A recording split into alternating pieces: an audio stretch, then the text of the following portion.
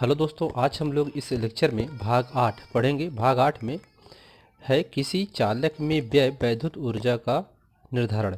यानी कोई चालक है और उसमें विद्युत जब प्रवाहित की जाती है तो वह उसमें कितना ऊर्जा व्यय होती है, तो उसको हम लोग देखेंगे।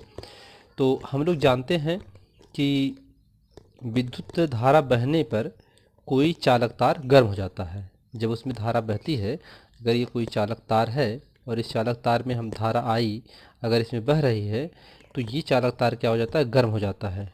ठीक, चालक तार क्या होता है, गर्म हो जाता है। इसका कारण क्या है गर्म होने का, कि जब किसी चालक के सिरों पर विभवांतर लगाया जाता है, ठीक है, इसमें क्या लगा देते हैं, विभवांतर लगा देते हैं। तो विभवांतर लगाने पे इसमें जो मुक्त इलेक्ट्रॉन होते हैं इस चालक में जो मुक्त इलेक्ट्रॉन्स होते हैं, वे इलेक्ट्रॉन अनुगमन वेग अर्थात बीडी, अनुगमन वेग बीडी से चालक के धनात्मक सिरे पर अर्थात इधर आकर के इस दिशा में गति करने लगते हैं और धारा की दिशा इधर रहती है, इसकी विपरीत दिशा में गति करने लगते हैं। तार में विद्युत धारा इसके बाद बहना शुरू कर देती है, यानी इसके प्लस और इसके माइनस आयन आपस में टकराते रहते हैं। तो जब ये इलेक्ट्रॉन्स टकराते रहते हैं तो इसमें ऊर्जा चलती रहती, बहती रहती है, इस धारा इसमें प्रवाहित हो जाती है और ये इसके विपरीत चलती है और अनुगमन वेग से चलती है। ठीक है, अब ये धनात्मक सिरे की ओर चलने लगते हैं, तार क्या करती है, तार में धारा बहने लगती है।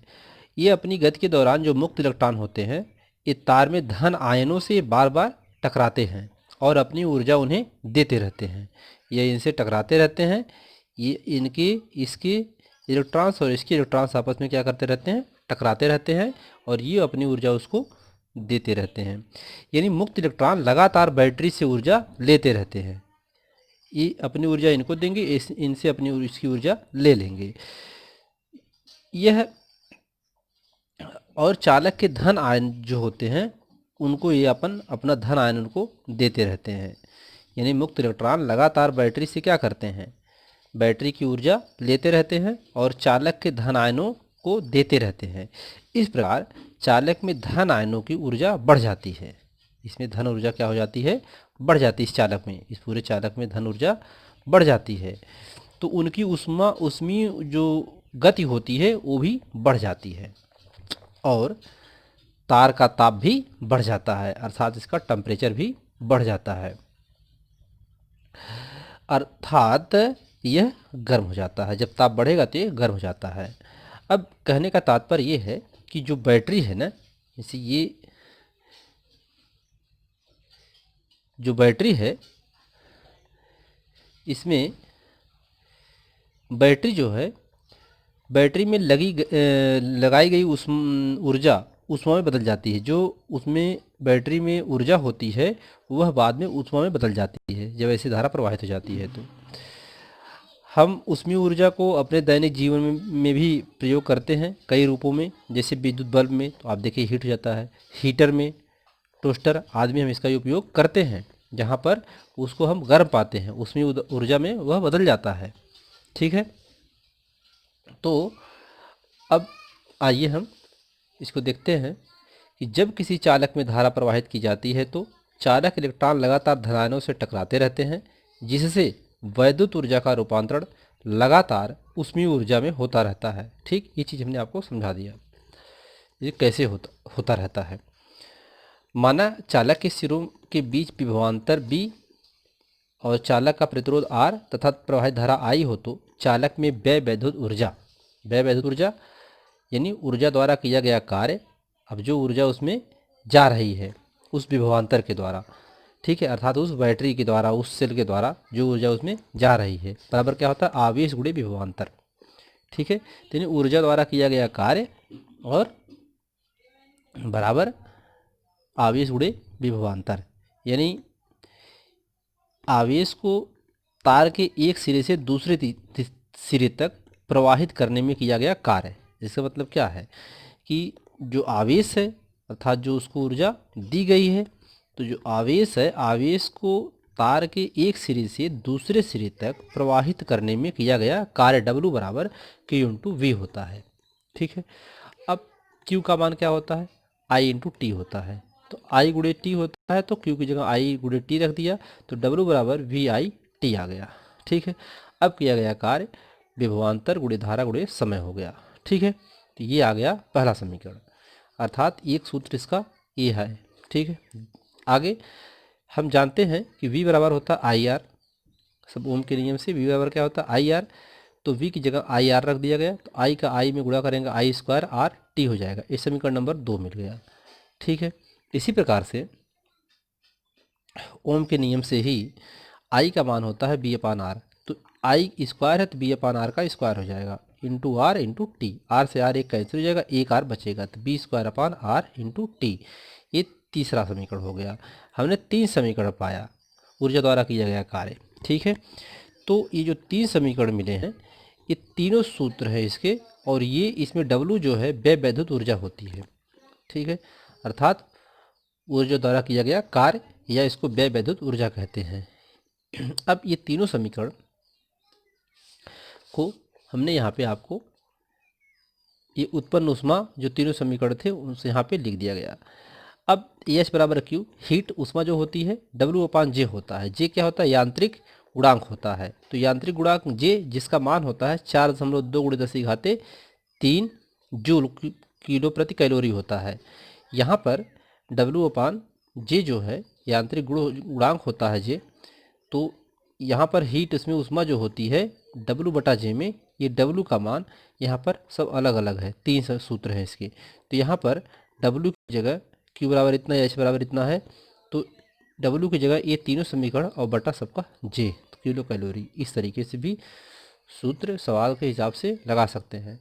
इसका मान होता है 4.2, सबके बटे में 4.2 रख दिया गया। यह ऊष्मा उत्पन्न करने की दर है। ये क्या है, ऊष्मा उत्पन्न करने की दर का सूत्र है। ठीक है, इसे आप समझ गए होंगे। अब यहाँ पर देखिए, इसमें आई स्क्वायर और आर, आई स्क्वायर और आर और टी ये क्यू के क्या है, समानुपाते में है। इसलिए यहाँ पर चालक में प्रवाहित धारा आई के वर्ग के अनुपाती होता है। तो इसके वर्ग क्या होता है, वर्ग का अनुपाती होता है। चालक में प्रवाहित प्रतिरोध आर के समानुपाती होता है, क्यू समानुपाते आर। चालक में प्रवाहित धारा के समांतर समयांतराल टी के समानुपाती होता है, क्यू समानुपाते टी। तो ये तीनों यहाँ से आप ऐसे लिख सकते हैं। ठीक है, तो उम्मीद कर रहे हैं कि ये आपको समझ में आया होगा। आइए एक और इसमें देखते हैं हेडिंग, वैद्युत शक्ति। वैद्युत शक्ति क्या है, अथवा इसको व्यय शक्ति का निर्धारण भी कहते हैं। तो वैद्युत शक्ति क्या है, यानी जो किसी परिपथ वैद्युत परिपथ में ऊर्जा क्षय, जब हम किसी परिपथ में जो ऊर्जा क्षय होती है तो वो ऊर्जा क्षय होने की दर को ही क्या कहते हैं, वैद्युत परिपथ कहते हैं। यानी एकांक समय में जितनी ऊर्जा व्यय होती है उसे क्या कहते हैं, वैद्युत शक्ति कहते हैं, अर्थात सामर्थ्य भी कहते हैं इसको। अर्थात कार्य करने की दर को शक्ति वैद्युत शक्ति कहते हैं, अर्थात सामर्थ्य कहते हैं। व्यय शक्ति बराबर होता है व्यय वैद्युत ऊर्जा, अर्थात उस ऊर्जा द्वारा किया गया कार्य बटा समय। तो P बराबर W अपान टी, इसको P से, इसको W से, इसको T से प्रदर्शित करते हैं, स्मार्ट टी से। तो P बराबर W अपान टी। W बराबर हम लोगों ने 3 सूत्र यहाँ पे अभी लाए थे, इन तीनों सूत्र से यहाँ पर W का ये अलग अलग सूत्र है। तो यहाँ से W का सूत्र रखा गया, आई टी से टी कैंसिल हुआ, V इंटू आई है, P बराबर V इंटू आई है वाट। अब यहाँ पर ए W का मान यहाँ पे V इंटू आई इंटू टी अपान इतना। अब इसके बाद ये टी से टी कैंसिल हो जाएगा और V इंटू आई आया, वाट आया। ठीक है, ये वाट इसकी क्या होती है, शक्ति का मात्रक वाट होता है, इसलिए यहाँ पर वाट लिखा गया है। अब यहाँ से आप देखेंगे तो P बराबर V इंटू आई से V बराबर क्या होता है, आई आर होता है। हम जानते हैं जहाँ I बराबर बी अपान आर होता है, तो हम अगर यहाँ से V निकालना चाहते हैं तो I इंटू आर हो जाएगा। तो V जगह I इंटू आर रख सकते हैं, इसलिए P बराबर I इंटू आर इंटू आई, इसकी जगह ये आ गया। अब I का आई स्क्वायर हो जाएगा, गुणा करेंगे तो P बराबर आई स्क्वायर आर वाट हो जाएगा। ठीक है, अब यहाँ पर I का मान फिर अगर रख सकते हैं तो I का मान यहाँ बी अपान आर है, तो बी अपान आर रख दीजिए, का स्क्वायर हो जाएगा, एक आर से एक आर कैंसिल हो जाएगा, तो बी स्क्वायर अपान आर बचेगा। ठीक है, वाट। तो ये एक और सूत्र इसका आ गया। इस प्रकार से इसके ये सूत्र आ गए। कौन कौन सूत्र, एक सूत्र ये आया है, यहाँ पर P बराबर, एक सूत्र ये है और एक दूसरा ये है, तीसरा ये है। इसके 3 सूत्र आ गए शक्ति के, अर्थात विद्युत शक्ति या सामर्थ्य के 3 सूत्र होते हैं, जिसे विद्युत शक्ति या सामर्थ्य को P से प्रदर्शित करते हैं, जिसे पावर बोलते हैं। ठीक है। और W/T की इसको इसके बराबर W/T, इसका मान हम लोगों ने निकाल लाया, तो 3 सूत्र इसके आए हैं। ठीक है। इसमें जो है P बराबर W/T दिया है, तो यदि आप देखेंगे कि W अगर 1 जूल है और T 1 सेकंड है, समय 1 सेकंड है और कार्य उसका 1 जूल है, तो P बराबर 1 जूल बटा 1 सेकंड, अर्थात P बराबर 1 वाट होता है। क्योंकि हम जानते हैं कि यहाँ पर इसमें जो है P बराबर W/T होता है। यदि W बराबर 1 जूल हो और इसका बराबर 1 सेकंड हो, तो P बराबर हो गया जूल प्रति सेकंड, और जूल प्रति सेकंड को क्या कहते हैं? वाट कहते हैं। 1 वाट हो जाएगा, 1 जूल बटा 1 सेकंड अर्थात 1 वाट। तो P का मात्रक हो गया 1 वाट हो गया। ठीक है, 1 वाट हो गया यहाँ पे, P बराबर 1 वाट आया। तब यहाँ से इसकी परिभाषा क्या बना सकते हैं आप कि किसी परिपथ में 1 सेकंड में 1 जूल ऊर्जा व्यय होती है, 1 सेकंड में 1 जूल ऊर्जा व्यय होती है, तो शक्ति वाट कहलाती है। शक्ति क्या कहलाएगी? वाट कहलाएगी। इसका मतलब ये हुआ। बात समझ में आई होगी कि अगर किसी परिपथ में 1 सेकंड में 1 जूल ऊर्जा व्यय होती है, तो अर्थात ऊर्जा खर्च होती है, क्षय होती है, तो शक्ति 1 वाट कहलाती है। और 1 वाट बराबर होता है, 1 वाट बराबर होता है, 1 वाट बराबर होता है 1 जूल बटा सेकंड। 1 सेकंड भी कह सकते हैं। 1 वाट बराबर 1 जूल बटा 1 सेकंड होता है। अब इसके और छोटे मात्रक होते हैं। इसके अन्य मात्रक क्या है? अब व्यवहारिक कार्यों के लिए शक्ति का मात्रक वाट होता है। वाट बराबर वोल्ट गुणे एम्पियर होता है। ठीक है, वाट बराबर क्या होता है? वोल्ट गुणे एम्पियर। ठीक है, तो 1 किलोवाट में 10⁻³ वाट होता है। 1 मेगावाट में 10⁻6 वाट होता है। 1 यूनिट में बराबर 1 किलोवाट घंटा या 1000 वाट। ठीक है, यहाँ पर आप देखिए कि यूनिट, जो यूनिट हम लोग कहते हैं कि 1 यूनिट खर्च हुई, 2 यूनिट खर्च हुई, तो 1 यूनिट बराबर होता है 1 किलोवाट घंटा, अर्थात 1 किलोवाट बराबर 1 यूनिट होती है, अर्थात 1000। ठीक है, अब यहाँ से 1000 वाट, यहाँ पर वाट घंटा बोलते हैं इसको। 1 HP बराबर 746 वाट होता है। 1 हार्स पावर, अश्व शक्ति जिसे बोलते हैं। 1 HP यानी शक्ति का मात्रक अश्व शक्ति भी होता है। शक्ति का एक और मात्रक होता है अश्व शक्ति। ठीक है, तो अश्व शक्ति, तो 1 अश्व शक्ति बराबर होता है 746 वाट, यानी HP बोलते हैं, हार्स पावर। तो 1 HP बराबर होता है 746 वाट होता है। ये भी यांत्रिकी में प्रायः शक्ति का मात्रक अश्व शक्ति होता है, यांत्रिकी में। ठीक है, अब यहाँ पर यूनिट की संख्या, अगर यूनिट की संख्या निकालनी है तो उसके लिए वाट गुणे घंटा बटा 1000 करना है। ठीक है, इसको ये थोड़ा सा आपको और विस्तार से बताते हैं कि देखिए विद्युत ऊर्जा के व्यवहारिक मात्रक क्या क्या हैं। पहले तो इसको हम बताते हैं आपको किलोवाट घंटा क्या होता है। देखिए हमारे घरों में, कारखानों में, अन्य जगह, सभी जगहों पर क्या होता है कि कार्य होता है बिजली से। तो व्यय होने वाली जो बिजली होती है उसके मूल्य वैद्युत ऊर्जा के आधार पर हम ज्ञात करते हैं। वैद्युत ऊर्जा कितनी खर्च हुई तो उसके आधार पर उसका मूल्य निकालते हैं। तो वैद्युत शक्ति के आधार पर, तो वैद्युत ऊर्जा का मूल्य निकालने के लिए हमें एक मात्रक किलोवाट घंटा, एक मात्रक बनाया गया है किलोवाट घंटा। ठीक है, किलोवाट घंटा, या इसको बोला जाता है, इसको बोलते हैं VTU बोलते हैं, का प्रयोग करते हैं। VTU का पूरा फुल फॉर्म है board of trade unit. Board of trade unit, ये किलोवाट घंटा लिखा रहेगा, बोर्ड ऑफ ट्रेड यूनिट, ये ज़्यादा यूज होता है। ठीक है, जिसे हम लोग जानते हैं।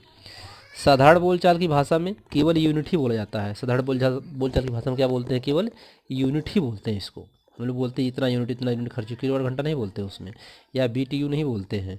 ठीक है, बोर्ड ऑफ ट्रेड यूनिट नहीं बोलते हैं, यूनिट ही बोला जाता है। ठीक है, तो इसके जो है जैसे 1 किलोवाट घंटा, 1 किलोवाट घंटा इसको बोलते हैं क्या? 1 किलोवाट घंटा अथवा 1 यूनिट वैद्युत ऊर्जा की वह मात्रा है। देखिए 1 किलोवाट घंटा की आप कैसे लिख सकते हैं, इसको आप लिख लीजिएगा कि 1 किलोवाट घंटा अथवा 1 यूनिट, ठीक है, इसको 1 यूनिट भी बोलते हैं या किलोवाट घंटा भी बोलते हैं। 1 यूनिट वैद्युत ऊर्जा की वह मात्रा है जो 1 किलोवाट की वैद्युत शक्ति वाले परिपथ में 1 घंटे में व्यय होती है।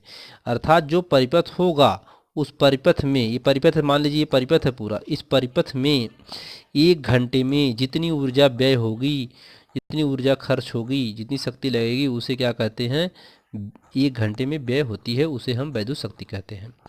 तो हम जानते हैं कि एक, यहाँ पर देखिए, आप थोड़ा सा आपको समझाते हैं अब। 1 किलोवाट घंटा अथवा यूनिटों की संख्या, यूनिट बोलते हैं उसको, तो वाट गुणे घंटा बटा 1000 होता है। अगर उसमें वाट में क्या होता है, इसको ऐसे भी लिख सकते हैं। अब एम्पियर में है वहाँ पे, तो वाट का मात्रक होता है, वाट बराबर क्या होता है, वोल्ट गुणे एम्पियर। तो वोल्ट गुणे एम्पियर घंटा बटा 1000। अगर यहाँ पे दिन दिया हुआ है तो यहाँ पर वाट, अगर इसमें दिन दिया है तो वाट घंटा और दिन कर देंगे, बटा 1000 हो जाएगा, एक ये हो जाएगा। अब 1 किलोवाट, अब देखिए 1 किलोवाट घंटा जो होता है, 1 किलोवाट घंटा, 1 किलोवाट घंटा बराबर होता है 1 किलोवाट और गुणे 1 घंटा, 1 हावर्स, ठीक है, 1 हावर्स। इसको 1 किलोवाट को लिखते 1000 वाट के बराबर होता है, 1000 वाट, और गुणे 1 घंटा में 3600 सेकंड होता है। कितना सेकंड होता है, 3600 सेकंड होता है। अब इसको आप लिख सकते हैं 1 किलोवाट घंटा बराबर 36 लिखिए, 36 और 3 जीरो और 2 जीरो, तो 5 जीरो, 5 जीरो आ गया, 1 2 3 4 5 6, तो 3.6 गुणे 10⁻6 आ जाएगा जूल। क्या आएगा, जूल आ जाएगा। तो यहाँ पर वही आपको बताया गया, इतना 5 जीरो यहाँ पे है, इसको आप लिख सकते हैं कि 1 किलोवाट घंटा बराबर 3.6 गुणे 10⁻6 जूल, ये आ गया। यह जो है इसको आप ऐसे भी लिख सकते हैं, किसी विद्युत परिपथ, किसी विद्युत उपकरण में व्यय ऊर्जा जब निकालनी होगी तो आप वहाँ शक्ति वाट में लेंगे, समय घंटे में लेंगे, बटा 1000 यूनिट आपका आंसर आएगा। आइए इस पे एक उदाहरण देख लेते हैं। उदाहरण नंबर 10 है, एक बल्ब पर 60 वाट तथा 240 वोल्ट लिखा है, बल्ब के तंतु का प्रतिरोध क्या होगा। अब तंतु का प्रतिरोध निकालना, बल्ब के अंदर जो लगा रहता है, तो R बराबर V² P, शक्ति बराबर होता है P, शक्ति अर्थात सामर्थ्य होती है, ठीक है। तो R यहाँ से निकाल लेते हैं, R P बराबर होता है V²/R, ये फार्मूला हम लोग पढ़ चुके हैं। तो इसको R यहाँ ले जाएंगे, P यहाँ लाएंगे, तो ये फार्मूला बन जाएगा। P बराबर दिया है 60 वाट, B बराबर दिया 240 वोल्ट है, इसका मान रखेंगे तो 960 ओम आ जाएगा, R का मान ओम में आएगा, ठीक है। इसके बाद उदाहरण एक और देख लेते हैं, एक बिजली की प्रेस का प्रतिरोध 44 ओम है, अर्थात R 44 ओम है, तथा प्रेस में बहने वाली धारा I कितना है, 5 एम्पियर है। प्रेस की सामर्थ्य अथवा शक्ति ज्ञात कीजिए। तो सूत्र है P बराबर I²R, इसमें I और R ही दिया तो यही केवल फार्मूला लगाएंगे, IR वाला लगाएंगे, B तो इसमें आना ही नहीं है, ठीक है। तो इसका I का स्क्वायर था 5 का स्क्वायर गुणे 44 गुणा करेंगे 1100 वाट आ गया। तो बहुत सरल सवाल थे, उम्मीद करते हैं कि आपको ये लेक्चर पसंद आया होगा। धन्यवाद।